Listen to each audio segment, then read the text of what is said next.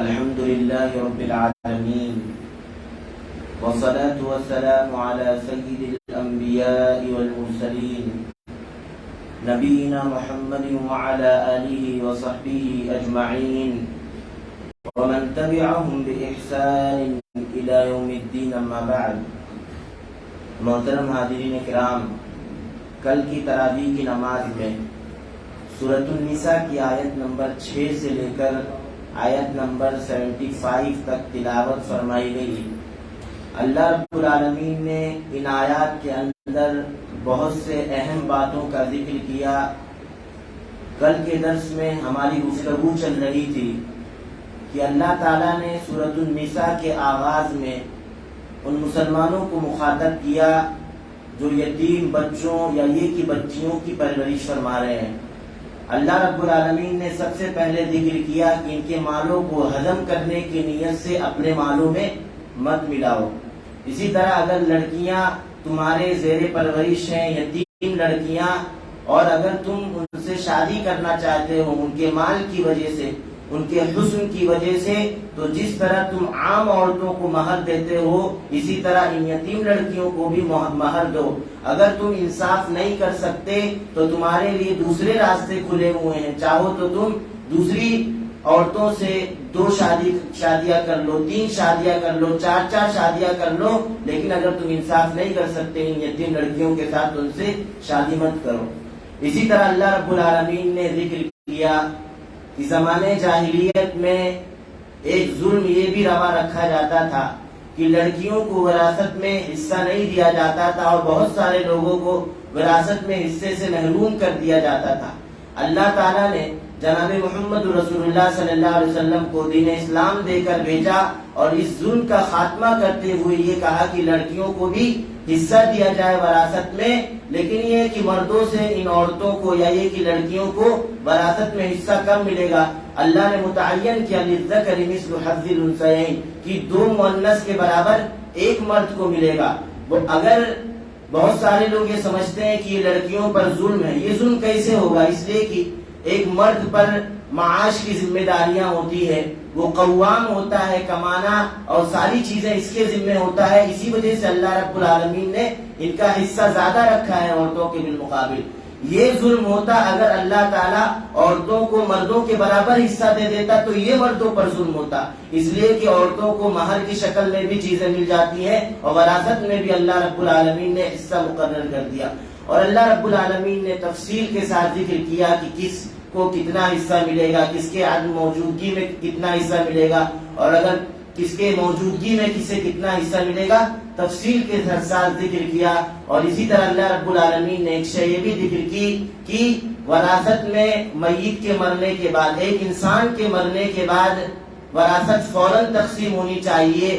اگر ایک میت پر قرضہ تھا تو پہلے قرضے کی ادائیگی کی جائے، اس کے بعد فی الفور وراثت کی تقسیم کی جائے. لیکن ہمارے سماج و معاشرہ میں بالکل اس کے برعکس ہوتا ہے. باپ کے مرنے کے بعد کئی سالوں تک بھائی آپس میں مل بانٹ کر کھاتے ہیں اور جب کوئی جھگڑا ہو جاتا ہے تب وراثت کی تقسیم کی بات آتی ہے، پھر اس میں بھی جھگڑے ہوتے رہتے ہیں. ایک بھائی کہتا ہے کہ باپ نے اتنا کمایا تھا، دوسرا کہتا ہے نہیں اتنا کمایا تھا، تو یہ جھگڑا طول پکڑ لیتا ہے. تو اللہ رب العالمین نے اور اسی طرح جناب محمد رسول اللہ صلی اللہ علیہ وسلم نے یہ حکم دیا کہ ایک انسان کے مرنے کے بعد وراثت کو فوراً تقسیم کر دیا جائے. اس کے بعد اللہ رب العالمین نے ذکر کیا کہ جن کے حصے مقرر کر دیے گئے یہ اللہ رب العالمین کے حدود ہیں. اب کوئی ان حدود سے اگر تجاوز نہیں کرتا، جتنے حصے مقرر کیے گئے برابر انصاف کے ساتھ حصوں کو بانٹ دیتا ہے، تو یہ ایسے لوگ ہیں جن لوگوں نے گویا اللہ کی اور جناب محمد رسول اللہ صلی اللہ علیہ وسلم کی اطاعت کی. اور اللہ رب العالمین بدلے میں ایسے لوگوں کو ایسے باغات میں داخل کرے گا جن کے نیچے نہریں جاری ہوں گی اور اس میں وہ ہمیشہ رہیں گے. آگے ذکر کیا لیکن جو اللہ رب العالمین نے حدود مقرر کیے ان حدود سے اگر کوئی تجاوز کرتا ہے، جن کے حصے مقرر کیے گئے ان کو ان کا حصہ نہیں دیا جاتا ہے، اللہ فرماتا ہے کہ ہم ایسے لوگوں کو جہنم میں داخل کریں گے۔ اسی وجہ سے جب احادیث کا مطالعہ کریں گے، اللہ کے رسول صلی اللہ علیہ وسلم نے کئی موقعوں پر فرمایا تھا کہ جس نے کسی انسان کی ایک بارش بھی زمین ہڑپ لی ظلم کرتے ہوئے، کل قیامت کے دن اللہ تعالیٰ 7 زمینوں کا اسے طوق پہنائے گا۔ ہمارے ہاں یہ ہوتا ہے کہ عورتوں کا یا یہ کہ بہنوں کا پورا حصہ ہڑپ کیے ہوئے ہوتے ہیں اور تھوڑا سا بھی ڈر نہیں لگتا کہ کل قیامت کے دن کیا ہوگا۔ کل قیامت کا دن اتنا بھیانک ہوگا کہ کل قیامت کے دن نیکیوں کا تبادلہ کیا جائے گا، اور خدا نہ خواستہ اگر ایسا ہو گیا کہ آپ کی نیکیاں بانٹتے بانٹتے ختم ہو گئی تو اللہ تعالیٰ مظلوم کی برائیوں کو، اللہ رب العالمین مظلوم کی شرارتوں کو تم پر لاد دے گا، اور یہ سبب بنے گا جہنم میں جانے کا، اور فرشتے تمہیں ڈھکیل کر جہنم میں ڈال دیں گے۔ اللہ تعالیٰ ہماری حالت کی اصلاح فرمائے۔ اسی طرح اللہ رب العالمین نے آگے ذکر کیا کہ اسلام کے شروع میں زانی کی یہ سزا متعین کی گئی تھی کہ اگر کسی سے زنا کا صدور ہو جائے اور 4 گواہ بھی پیش کر دیے جائیں تو ایسے لوگوں کو گھروں میں قید کر دیا جائے یہاں تک کہ ان کے پاس موت آ جائے، یا یہ کہ اللہ رب العالمین کوئی راستہ نکال دے۔ تو اللہ تعالیٰ نے بعد میں راستہ نکالا، رسول گرامی صلی اللہ علیہ وسلم پر آیت کریمہ نازل کیا کہ اگر شادی شدہ جوڑا زنا کا مرتکب ہو جاتا ہے تو اسے رجم کیا جائے، اور اگر یہ کہ کنوارا جوڑا یا یہ کہ ایک شخص کنوارا ہے وہ اس سے زنا کا صدور ہو جاتا ہے تو اسے 100 کوڑے مارے جائیں۔ اس کے بعد اللہ رب العالمین نے زمانے جاہلیت میں 2 ظلم اور پائے جاتے تھے، ان کا بھی تذکرہ کیا۔ ایک ظلم یہ کہ جب کسی عورت کا شوہر وفات پا جاتا تو شوہر کے گھر والے اس عورت پر یہ ظلم کیا کرتے تھے، سب سے پہلے مالوں پر قبضہ کر لیا کرتے تھے، اور اس عورت کو باہر شادی بھی نہیں کرنے دیا کرتے تھے اس کی مرضی کے مطابق، بلکہ چاہتے تو خود شادی کر لیتے یا زندگی بھر اس گھر میں رہنے کے لیے مجبور کر دیتے اور شادی بھی نہیں کرنے دیتے۔ اللہ تعالیٰ نے دین اسلام کو بھیج کر اس ظلم کا خاتمہ کیا۔ اسی طرح اللہ رب العالمین نے دوسرے ظلم کا ذکر کیا کہ زمانے جاہلیت میں ایک ظلم یہ بھی پایا جاتا تھا کہ ایک انسان اگر اپنی عورت کو طلاق دینا چاہتا تھا تو اسے تنگ کرتا، حتیٰ کہ مارتا پیٹتا کہ شادی میں جو مہر دیا گیا تھا وہ پہلے دے دو، اس کے بعد میں طلاق دے دوں گا۔ تو شریعت نے اس بات کے سلسلے میں متنبہ کیا اور سخت وعید سنائی اور کہا کہ مہر تم لے ہی نہیں سکتے الا یہ کہ عورت اپنی رضامندی سے آپ کو وہ دے دے۔ اس کے بعد اللہ رب العالمین نے ذکر کیا کہ کون سی عورتیں تم پر حرام ہیں، تفصیل کے ساتھ ذکر کیا کہ حرمت علیکم امہاتکم، مائیں حرام ہیں، بیٹیاں حرام ہیں تمہاری، اسی طرح بہنیں تم پر حرام ہیں، تمہارے بیٹے کی بیٹیاں حرام ہیں، تمہارے بیٹے کی بیویاں حرام ہیں۔ اللہ تعالیٰ نے تفصیل کے ساتھ ان تمام عورتوں کا ذکر کیا جو عورتیں ایک انسان پر حرام ہے کہ ایک انسان ان سے شادی نہیں کر سکتا۔ اسی طرح اللہ رب العالمین نے کہا کہ لونڈیا یہ تمہارے لیے حلال کر دی گئی۔ یہ اس لیے کہا گئی، اس بات کو اس لیے کہا گیا کہ جب صحابہ کرام رضوان اللہ علیہم اجمعین جنگ کیا کرتے تھے، فتح پا جایا کرتے تھے، تو مشرکین کی عورتیں ان کے حق میں آیا کرتی تھی اور وہ لوگ ناپسند کرتے تھے کہ یہ عورتیں پہلے کسی کی شادی میں تھی، یعنی مشرکین کی شادی میں تھی، ہم کیسے ان سے مباشرت کریں۔ اللہ رب العالمین نے آیت کریمہ نازل کیا والمحصنات من النساء الا ما ملکت ایمانکم، کہ تم ان لونڈیوں سے مباشرت کر سکتے ہو۔ اسی طرح اللہ رب العالمین نے ذکر کیا کہ شادی کرتے وقت 4 شرائط کا پایا جانا ضروری ہے، ایجاب و قبول ہو، مہر طے کر دیا گیا ہو، اسی طرح گواہوں کی موجودگی میں شادی کیا گیا ہو، جس عورت سے تم شادی کرنا چاہتے ہو دائمی نیت سے شادی کرنا مقصود ہو، نہ یہ کہ وقتی طور پر، اس لیے کہ وقتی طور پر نکاح کرنا یہ حرام ٹھہرایا گیا قیامت کے دن تک۔ اسی طرح اللہ رب العالمین نے ذکر کیا کہ اللہ تعالیٰ نے مردوں کو قوام بنایا ہے۔ جب یہ آیت کریمہ نازل ہوتی ہے اس کا بھی ایک پس منظر تھا کہ ام سلمہ رضی اللہ عنہا غالباً رسول اکرم صلی اللہ علیہ وسلم سے فرماتی ہیں کہ اللہ کے رسول صلی اللہ علیہ وسلم مرد ہم سے سبقت لے گئے، انہیں جہاد کا حکم دیا، وہ ہر حال میں ہمارے سے آگے بڑھ جاتے ہیں اور نیکیاں خوب کما لیتے ہیں، جبکہ ہم ان چیزوں کو کر کے نیکیاں نہیں کما سکتے، ہمیں روک دیا گیا۔ تو اللہ تعالیٰ نے آیت کریمہ نازل کیا، عورتوں کو متنبہ کیا اور سمجھایا کہ تم اپنے اندر مردانہ قوت کا مطالبہ نہ کرو. اللہ رب العالمین نے نیکیوں کے راستے تمہارے لیے کھول دیے ہیں, تم ان ساری نیکیوں کو کرو, برائیوں سے روکو.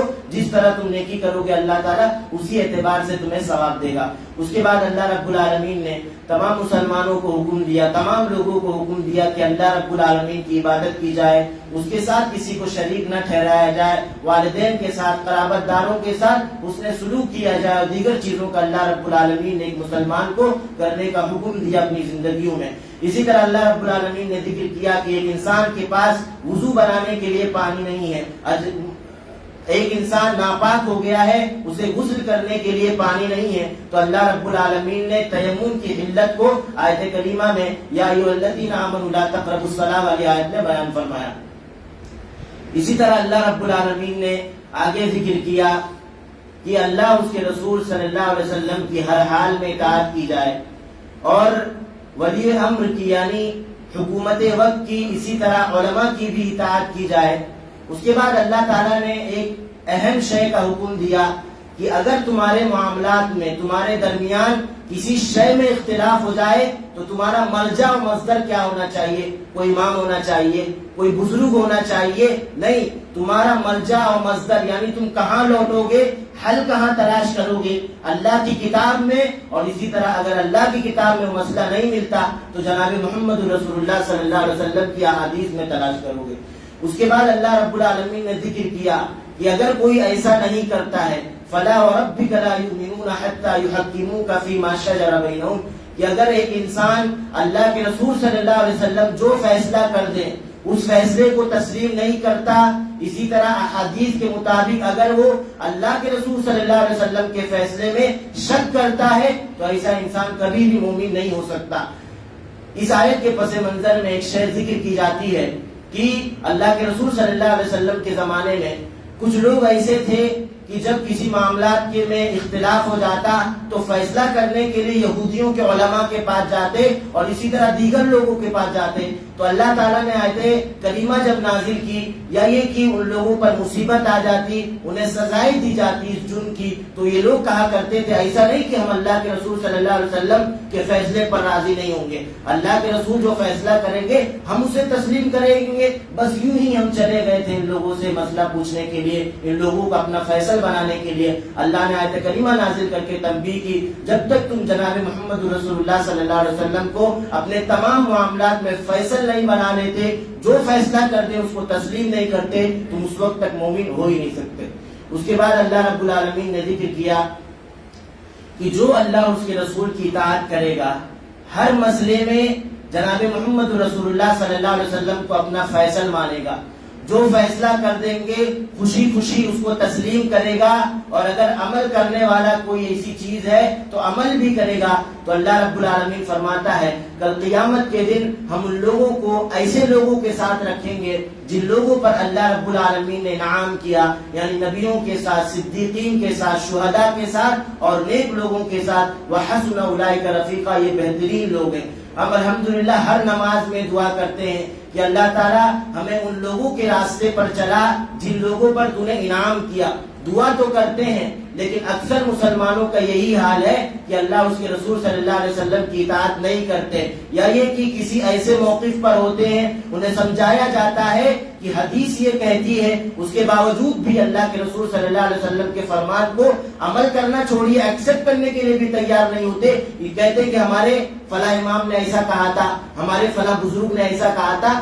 آپ بتائیے اللہ کے رسول صلی اللہ علیہ وسلم کو آپ نے اتنا چھوٹا بنا دیا کہ ایک بزرگ کی اتنی وقار اور حیثیت ہو گئی کہ نعوذ باللہ وہ جناب محمد رسول اللہ صلی اللہ علیہ وسلم سے بھی بڑا ہو گیا. اللہ تعالیٰ نے پہلے کہہ دیا کہ وہ ایمان والا ہی نہیں ہو سکتا جو رسول گرامی صلی اللہ علیہ وسلم کی اطاعت نہیں کرتا. اسی وجہ سے اگر کوئی چاہتا ہے کہ وہ اللہ رب العالمین کے تمام نبیوں کے ساتھ رہے, صدیقین کے ساتھ رہے, شہداء کے ساتھ رہے, تو اسے چاہیے کہ ہر مسئلے میں, ہر موڑ میں اللہ رب العالمین کی اطاعت کرتا رہے اور جناب محمد رسول اللہ صلی اللہ علیہ وسلم کی اطاعت کرتا رہے اور دعا کرتا رہے کہ اسی حالت میں ہمارا خاتمہ بھی ہو.